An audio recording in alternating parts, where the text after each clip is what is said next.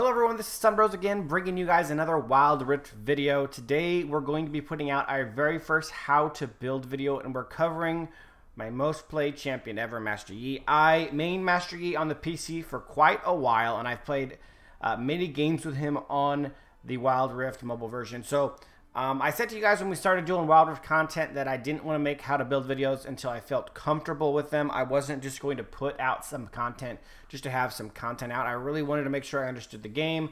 I understood how to play champions. I understood all the items and all the changes from PC League to the mobile version of Wild Rift. I wanted to make sure I had everything fully understood before I started putting out content, so that I didn't just put something out to put it out, but I actually felt comfortable with the information I was giving you guys. So I have gotten to that point with many heroes, but especially Master Yi, as I have far and away the most experience with him. So we're going to be talking today on how to build Master Yi. My blade is yours. And as always, we're going to start by checking out real quick his abilities, so we know what what his strengths and weaknesses are, and what we're going to be building towards, and what we're going to be protecting ourselves against. So passive is double strike. Every fourth consecutive attack strikes twice for additional physical damage, and that's 150% AD scaling. Alpha strike becomes untargetable and strikes up to 4 enemies for physical damage and 100% AD scaling. So you can see his scaling is actually really good. And attacks reduce the cooldown of alpha strike by 1 second. Meditate channels for up to 4 seconds, gaining 55% damage reduction and healing for 40 health. And then it's 40 plus 25% AP scaling each second. Third ability is Wuju Strike. Passive gains 6 AD and 10% AD scaling while Wuju Style is off cooldown. And then the active is Attacks deal 18 bonus true damage, 18 plus 25% AD scaling for 5 seconds. And then, of course, last but not least, his ultimate, Highlander. Passive takedowns reduce Master Yi's basic ability cooldowns by 70%.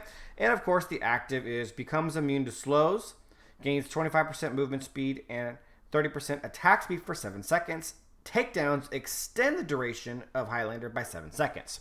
All right, so let's go take a look at our builds here. We're going to start with our base build. And as always, we're going to talk about how and why we're doing what we're doing. So first item we're going to be buying is Blade of the Rune King. And this is a static item you're going to see every good Master Yi player building. It should always be his first item. It builds into everything that he does well. And it gives you attack damage. We talked about his AD scaling. It gives you attack speed, which is very important for 2 reasons. Number 1, we're going to be proccing his passive Wuju Style more often, because every 4 attacks it does a double hit. And number 2, it really uses his third ability best, and that is that when it's active, remember it does true damage for 5 seconds. So it's going to proc both of those a lot more frequently. It also gives him some physical vamp, which is really good for his jungle farming, as well as his ability to stay in fights. And then we have the Rune Strike passive on Blade of the Rune King, which attacks deal bonus physical damage equal to 6% of the enemy's current health on hit.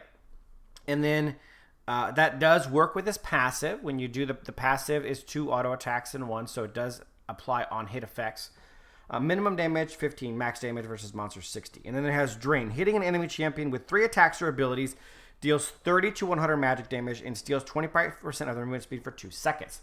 So literally every single thing that Blade of the Rune King has to offer is useful to Master Yi, especially in the early game. So it is hands down our number 1 option for a first item. Then we're going to be moving on to Infinity Edge. And now that we've given Master Yi some survivability, some attack speed, and all the stuff that we just talked about, he's got some great passive abilities, he's got some physical vamp, he kind of has everything you need to start. We're going to pump up his damage. Infinity Edge is 55 attack damage, which is, of course, our second highest attack damage item in the game. Just behind Bloodthirster at 65. So we're going to get that in there. And then, of course, we're going to get 25% critical rate.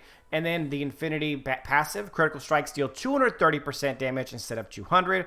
So when he's attacking with that speed that he gets, the double attacks and all of that stuff from his passive, he is going to be hitting harder crits now as opposed to just regular 200% crits. So all that is super useful to him.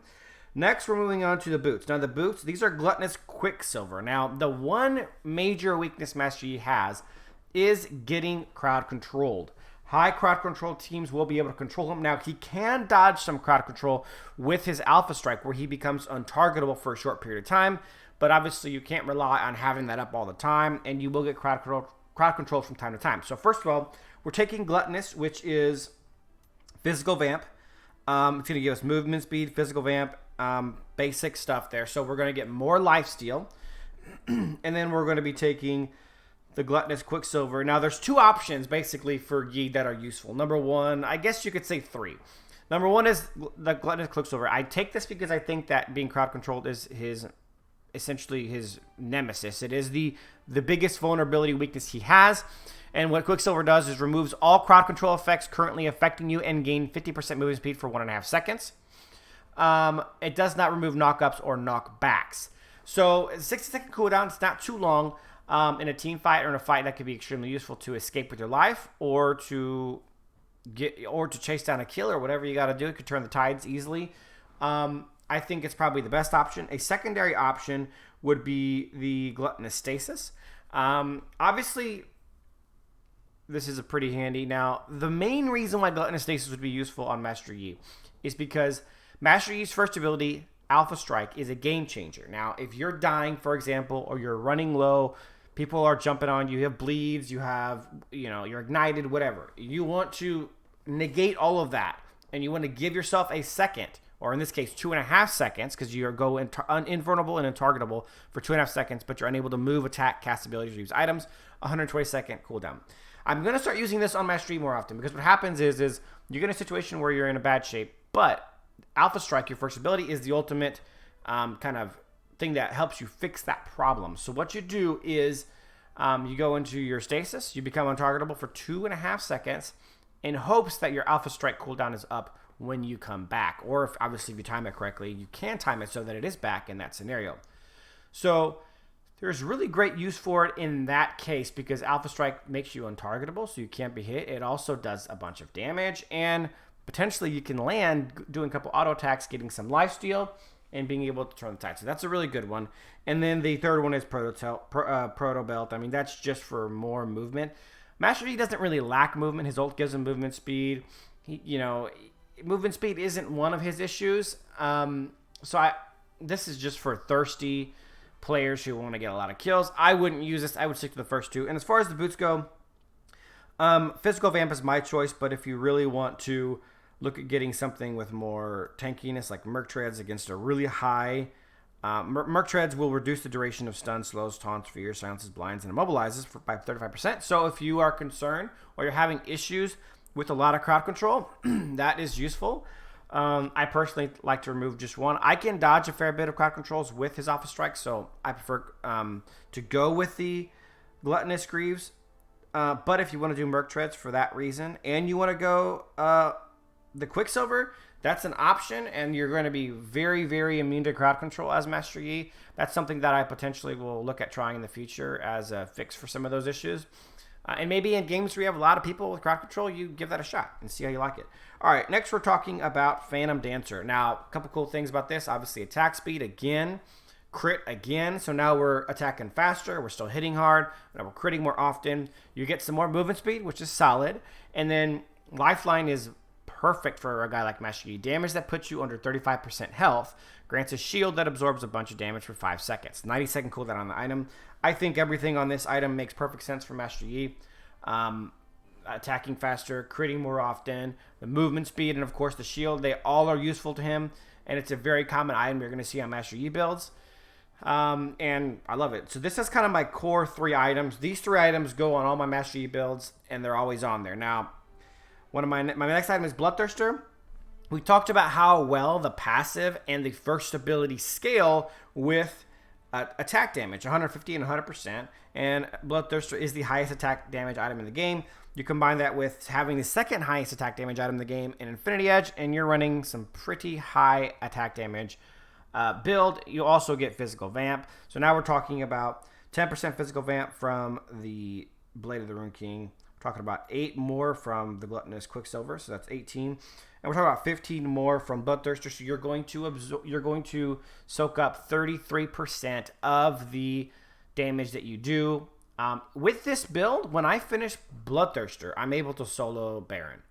I'm able to solo, elemental dragons, all that stuff. So it's pretty much one of the main reasons I like it. Plus, I like the survivability of it in a team fight, and I think it's super useful. Now, that's my first set of items. Now, the last item is always very interchangeable. I'm going to give you several options. I'm going to tell you why. So the first one is Yomu's Ghostblade, and this is just 50 attack damage.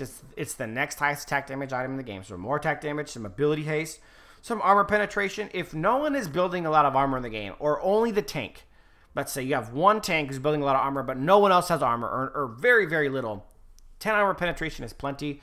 And then you have two good passives. First one is Momentum. Moving builds momentum, granting up to 50 movement speed at 100 stacks. So move speed, super useful. Attacking removes all momentum. Stacks decay when movement is impaired. And then we've got the passive Spectral Haste. Attacking with max momentum grants 25 attack speed for the next 4 seconds. It's really quite perfect for Yi. He gets more AD, more attack speed. He gets more movement speed and a little bit of armor penetration. A really good item, especially if you're snowballing, if you're really fed. This is a perfect item. Okay, some other options are Triforce. You get some health, some attack damage, some attack speed, the highest attack speed item in the game at 40%. Some ability haste, so you can use your abilities more often. I think this is probably the most well-rounded, best last item for Master Yi. It also gives him Fervor, 5% movement speed. Now, just so we're clear, the movement speed buff on Phantom Dancer is called Spectral Waltz, so they will stack. So you will, with Trinity Force and Phantom Dancer, you will get the full 10% movement speed. Then the special passive is Spellblade. Using an ability causes the next attack within 10 seconds to deal bonus physical damage, equal to 200% of your base damage. So with Master Yi, obviously if you Alpha Strike, your next attack is going to be unavoidable for everyone. So that is going to go off very frequently. There's a 1.5 second cooldown on it. I mean, look, if you Alpha Strike, boom, attack, hit your E, boom, attack, hit your O, boom. I mean, you can make this go off frequently, especially if you're in a team fight and you're getting lots of kills, because your abilities refresh. Remember, all your abilities, all your basic abilities, they get 70% cooldown reduction when you get a kill. So really solid. So those are two solid items. The third one I want to touch on is Death's Dance. You get some health, you get some attack damage, you get some ability haste, you get more physical vamp, and then you get Cauterized. 30% of damage taken is instead dealt as a bleed effect over 3 seconds. So if the enemy team is not building any heal cut, that means nobody has Thornmail, nobody has Morellonomicons, and nobody has Mortal Reminder. So you could get, that's now including Death's Dance in this build, is 43% physical vamp. So 43% of the physical damage you put out with auto attacks or basic attacks is going to be refunded to you as health. And then 30% of the damage taken is instead dealt as a bleed effect over 3 seconds. You're spreading damage out over time, and then you're healing tons.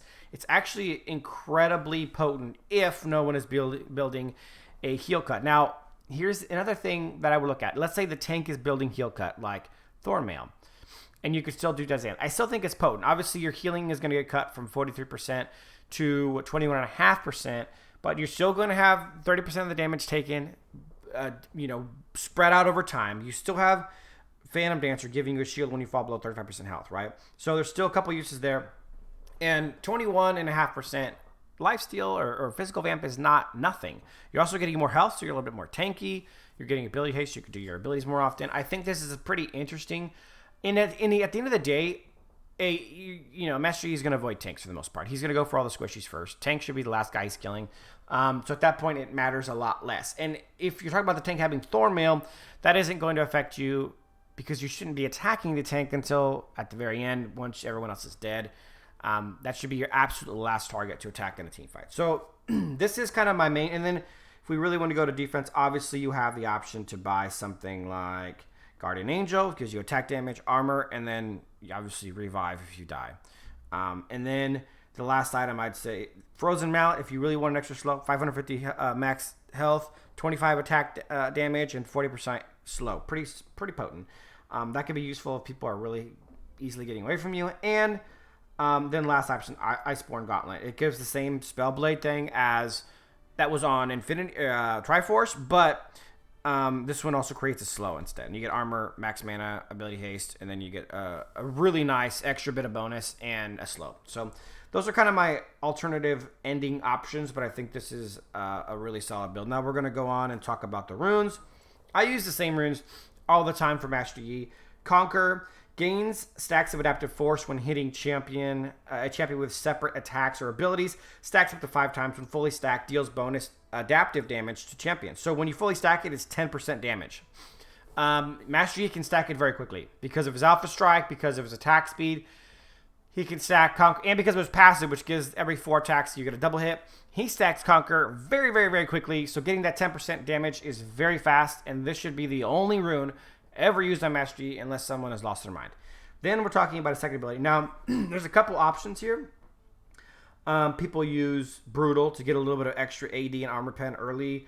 They use Gathering Storm to get AD over the course of the game, quite a bit of it. Hunter Vampirism for more lifesteal. I go with Triumph because it's helpful in a team fight. When I get a takedown in a team fight, and getting takedowns with Master Yi is not especially difficult. Alpha Strike's really good at that. He has tons of burst damage. You get 10% of your missing health restored to you, and you deal 3% more damage to enemies below 35%. I think all in all, it is just a solid second option for him. Weakness is useless because you're not going to impair the movement speed of enemy champions. He doesn't have any kind of slows or stuns. And then champion's fine, but I just don't see that as a better alternative. Then we're talking about regeneration. Now, I do regeneration because I play Master Yi jungle. I think it's kind of the best place for him. Every 3 seconds, regen 2% health or mana, based on whichever percentage is lower. I just like the ability to keep my sustain up while I'm jungling. That way I can go in, I can gank lanes with the most health, the most mana possible. I think it's super useful. Really, any of these are viable. None of them are like crazy bad. You could use Spirit Walker and get that slow resistance, so he can't be slowed. But then again, he can't be slowed while he's ulting, so there's a lot of ifs, ands, and buts about that. And then last, I think if you're jungling with him, there's nothing better than Mastermind. Deals 10% true damage, bonus true damage to epic monsters and turrets. Earn extra gold and XP upon taking or assisting in these objectives. If you're playing jungle, the main part of your job is to secure objectives. This helps with that, and it rewards you for doing it. It's a no-brainer. There's other options that are, if I'm playing in lane, I might go Sweet Tooth. I might go Hunter Genius, but ability haste isn't super important to him. So that is my runes. Obviously, I'm taking Smite and Flash. Oh, whoops, I'm taking Flash and Smite. So pretty basic there. So that's build number 1. Build number 2 is more crit based. I'm not going to go into too much detail. I'm swapping out the lifesteal for Static Shiv for even more crit. That's 75% crit. 25 from Infinity Edge, 25 from Phantom Dancer, 25 for Static Shiv. More attack speed, more movement speed, and you get a passive, obviously, that does damage. I'm not going to go too much into it, but nice passive. And then I got more. Oh, Mortal Reminder. That reminds me. It mortally reminds me of my base build. The last item that you can get, if a lot of people are building armor, Mortal Reminder, it shreds 30%, it does 30% armor penetration, 45 attack damage, and Executioner's Calling, which is Grievous Wounds, which is the heal cut ability. So if you have someone like Darius, or you have a Sonar, or you have somebody who's doing a lot of healing, heal cut is your best friend. Mortal Reminder is going to be a necessary item for that. So keep that in mind. And then so the crit item, and obviously you can fiddle with all the last items on this also. All the last items for the last build apply for this as well. And then the last one, survivability. This one is got Death Stance built into it instead of Bloodthirster, so it's a little bit less damage, but a lot more survivability. And again, I just chose one of the last items. You can choose any of them. They all make sense in the right situation. But guys, that is it for my Master Yi video. This is the base video, or the base build that I'm looking at, with lots of altering end items. I oftentimes also switch Bloodthirster and Phantom Dancer if I feel like I need more survivability than I do crit. That's something I will do. But guys, that is Master Yi's how to build video. We talked about what we're building, why we're building it, talked about his kit and everything like that, so you guys have a better idea not only on how to build Master Yi, but hopefully this gives you an idea and an insight of what you should be looking at when you're building builds for other characters, what kinds of things you should be thinking about and considering. Guys, thank you for watching our very first how to build video on Wild Rift, and we'll be sure to be coming out with more of those. Please leave a comment below with who you'd like to see how to build videos on in the future, and we'll make sure to tackle that. Thanks for watching, guys, and as always, until next time.